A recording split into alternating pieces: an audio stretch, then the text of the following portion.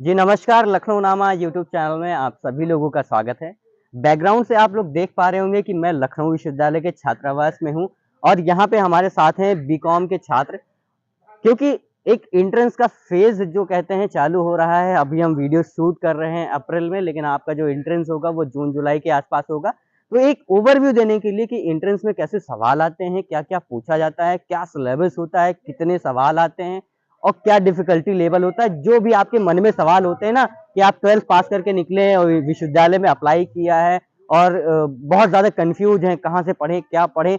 वो सारी जो चीज़ें हैं उसको आपके दिमाग से निकाल देने के लिए एक इंटरव्यू मैं शूट कर रहा हूँ।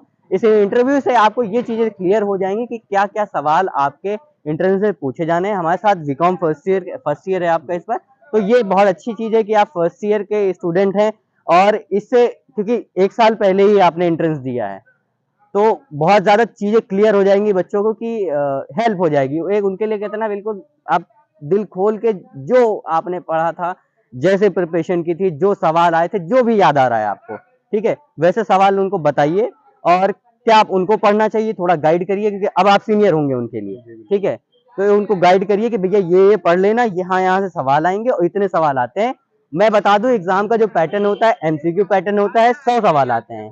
100 एमसीक्यू क्वेश्चंस होते हैं, उसमें कोई नेगेटिव मार्किंग नहीं होती, तो बिल्कुल बेझिझक होके सिर्फ पढ़ाई करना है और जो नहीं आने हैं उसमें तुक्के नहीं मारने हैं। तुक्के नहीं, एलिमिनेशन टेक्निक होती है कि भाई ये तो बिल्कुल गलत होगा, ये सही हो सकता है, तो उसमें से ऐसे करके तुक्के मारने होते हैं। और जिनसे वार्ता करेंगे हम ये पूरे जानकारी देंगे आपको कि क्या-क्या सवाल पूछे गए थे इनके समय पे। मैं माइक लगा देता हूँ जिससे एक बहुत अच्छी क्लैरिटी होगी कि लोगों को क्या थैंक यू, आप शुरू करें। जी, सबसे पहले तो ये बताना चाहूँगा कि जब एंट्रेंस एग्जाम दिए तो नेगेटिव मार्किंग नहीं थी, इसका बहुत ज़्यादा बेनिफिट हम लोगों को मिला। क्योंकि होता है ना कि जब नेगेटिव मार्किंग होती है तो आता हुआ क्वेश्चन भी हम लोग छोड़ देते हैं कि हाँ, हाँ। नेगेटिव मार्किंग है तो छोड़ देना है। तो नेगेटिव मार्किंग नहीं होती है। 100 क्वेश्चन होते हैं, क्वेश्चन अटेम्प्ट करने का सबसे बेहतर तरीका हम लोग को ये लगा कि उसको एलिमिनेट कीजिए आंसर को कि ये तो होगा नहीं, अगर नहीं आ रहा है तो। हाँ। आ रहा है तो पहले तो उस क्वेश्चन कर लेते हैं जो आता है, जो नहीं आता उसमें एलिमिनेट करते हैं कि 4 ऑप्शन है, चौथा नहीं आ रहा है, इसका आंसर हो ही नहीं सकता, उसको हटा दो। फिर तीसरा करीब नहीं है, इसको हटा दो। जो सबसे करीब लग रहा है उसको टिक कर रहे हैं, तो उस बेसिस पे भी हम लोग का मार्क्स बढ़ा था। और इसमें मुद्दे की बात यह है कि जो 12th जो पढ़े रहते हैं 11-12 लगभग वही क्वेश्चन आते हैं। साथ में सिर्फ 2 सब्जेक्ट ऐड होता है, कंप्यूटर और मैथमेटिक्स। हुँ। मैथमेटिक्स 10th क्लास तक एकदम बेसिक वाला जो होता है वो आता है और साथ में कंप्यूटर से कुछ क्वेश्चन आते हैं, वो भी बेसिक होते हैं, जैसे फाइल, फोल्डर वगैरह ये सब आते हैं। तो मतलब 60% क्वेश्चन लगभग मैथ्स और कंप्यूटर और इकोनॉमिक्स 3 से आते हैं। अच्छा, क्योंकि मेरा भी कॉमर्स बैकग्राउंड रहा है, उसके बाद मैंने यहाँ से बीए किया, फिर एमए पास आउट हुआ। जी। तो लोगों को कन्फ्यूज़न होता है, जो बीकॉम के लिए यहाँ अप्लाई करते हैं, तो वो कहते हैं भैया अकाउंट्स का आएगा तो न्यूमेरिकल तो नहीं आ जाएगा।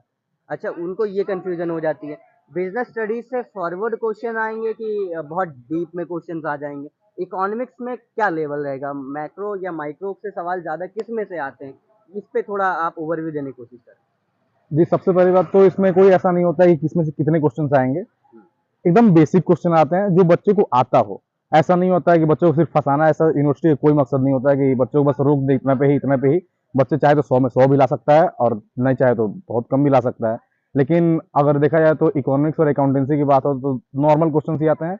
अकाउंट्स में खासकर एकदम नॉर्मल आते हैं क्योंकि अकाउंट्स थोड़ा-सा हम लोग को टफ लगता है, कॉमर्स बैकग्राउंड से थोड़ा-सा सबको लगता है कि ये हुँ, थोड़ा हुँ। टफ है तीनों सब्जेक्ट में।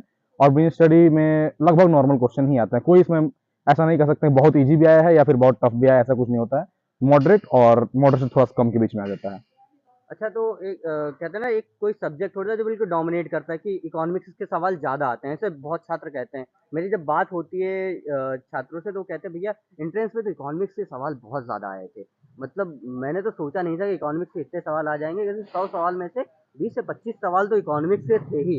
तो इस पे क्या कहना चाहेंगे? ये ऐसा सत्य है कि बिल्कुल ये सही बिल्कुल है सर, बिल्कुल सही है। देखिए हम लोग का भी इंटरेंस हुआ था, उसमें अगर देखा जाए तो मेजरली क्वेश्चन हम लोग को इकोनॉमिक्स में मैच हो रहे थे, 25-30 क्वेश्चन तो लगभग थे। 25-30 क्वेश्चन जी। लगभग जो आपको याद आ रहे हैं कि ये सवाल इकोनॉमिक्स से पूछे गए और थे। कुछ क्वेश्चन ऐसे भी थे जो कि ऐसा लग रहा था कि ये पढ़ना चाहिए था, जैसे जीएसटी का फुल फॉर्म पूछ दिया था। हैं। जैसे ये सिलेबस में हम लोग को बताया नहीं जाता। फिर जीएसटी में जो कोडिंग होते हैं वो किस आधार पे बनते हैं, वो सब क्वेश्चन कुछ पूछ दिए जाते हैं। मतलब होता है ना कि बच्चे कितने एक्टिव हैं हाँ, आज की डेट में, वो पूछा जाता है एक तरह से, मत थोड़ा जो जनरल कंपटीशन थोड़ा सा क्वेश्चन भी आ बढ़ाता है, जाएँगे। जो जनरल क्वेश्चन होते हैं। ऐसे अगर पूछ देता है कि जीएसटी है तो जीएसटी के लास्ट 3 डिजिट किस चीज को डोनेट करते हैं, हाँ, तो ये क्वेश्चन मुझे उस टाइम नहीं आता था, मैं इसको स्किप कर दिया था। बिल्कुल ही नहीं पता था, हाँ। मतलब एक तुक्का मार दिया, हट गया, शायद गलत ही था वो।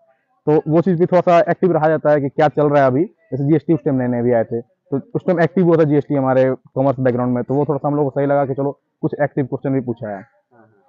और इकोनॉमिक्स मतलब अधिकतर क्वेश्चन ही आए थे, ऐसा बोल टॉपिक्स सकते हैं। कुछ आप बताएंगे कुछ जो याद हो टॉपिक्स की, इन टॉपिक सवाल, मैं ये सवाल की बात नहीं कर रहा हूँ कि क्या सवाल आए थे, टॉपिक्स क्या थे। जैसे डिमांड से क्वेश्चंस हो सकते हैं।